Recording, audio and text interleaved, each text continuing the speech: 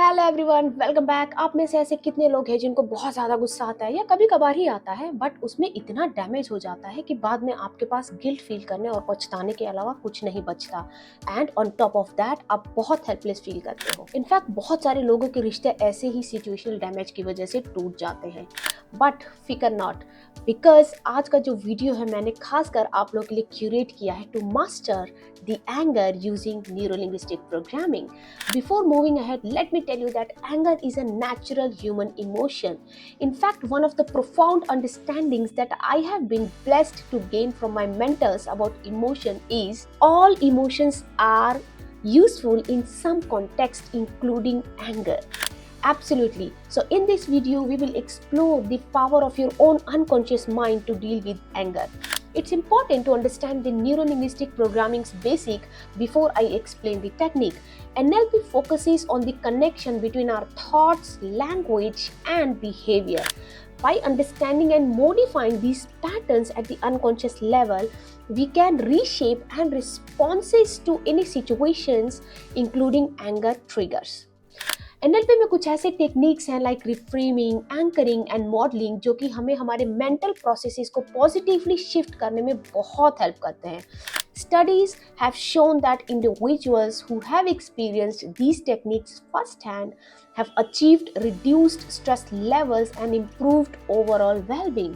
So coming to the collapse anchor, the technique of NLP.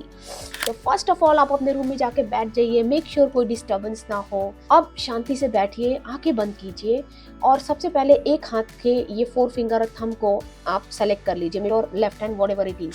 उसके बाद आप अपने जो भी सारे एंगर रिलेटेड सिचुएशंस हैं, मोमेंट्स हैं जहाँ पे आपको बहुत ज़्यादा गुस्सा आता है, फील करते हैं, उसको याद कीजिए एंड रिलेटेड कॉन्सिक्वेंसेस। फिर बाद में उसके कॉन्सिक्वेंसेस क्या होता है, आफ्टरवर्ड्स आपकी फीलिंग और इमोशंस क्या होती हैं। और जब आप ये सारी चीज़ें सोच रहे हैं ना, so keep pressing your finger as this 4 finger and thumb together. You are creating this anchoring. उसके बाद आपको ये सारे मोमेंट्स जितने भी हैं, 5, 10, 15 मोमेंट्स हैं, maybe will take 5, 10, 15 minutes at the max, याद कीजिए, relive all those moments, feel what you can feel, hear what you can hear, see what you can see, smell, touch, everything, include all your senses. In short, you are reliving those moments. I know it's difficult, but for the last time. And do not forget to keep pressing the anchor which you have created with these 2 fingers. You may feel like crying at this point in time. Please allow yourself fully.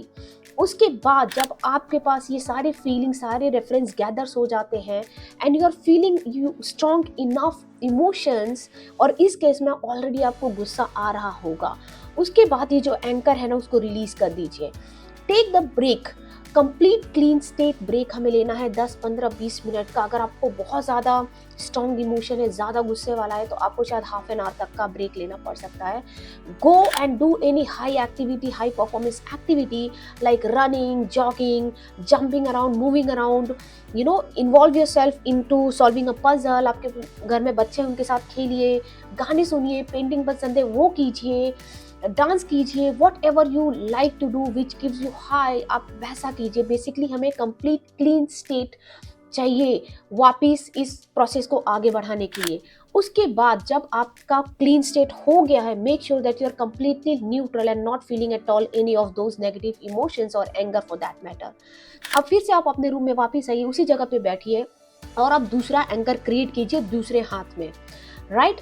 अब इस बार आपको क्या करना है कि आपके life में, जिंदगी में जितने भी पॉजिटिव मोमेंट्स, सिचुएशंस रहे हैं, उन सबको याद कीजिए, like happiness, love, peace, joy, relaxation, pride, accomplishment, appreciations, achievements, everything. आपके बचपन से लेके अभी तक के जितने भी अच्छे पॉजिटिव मोमेंट्स, उन सबको याद कीजिए, relieve those moments, moment bye moment, vividly feel what you can feel, hear, see, smell, touch, everything, सारे सेंसेस को इन्वॉल्व कीजिए। Again you are reliving those amazing positive moments of your life. और फिर वो आपके जो दोनों फिंगर्स है उनको भी इस बार भी आपको प्रेस करते रहना है जब आप ये सारे मोमेंट्स को याद कर रहे होंगे।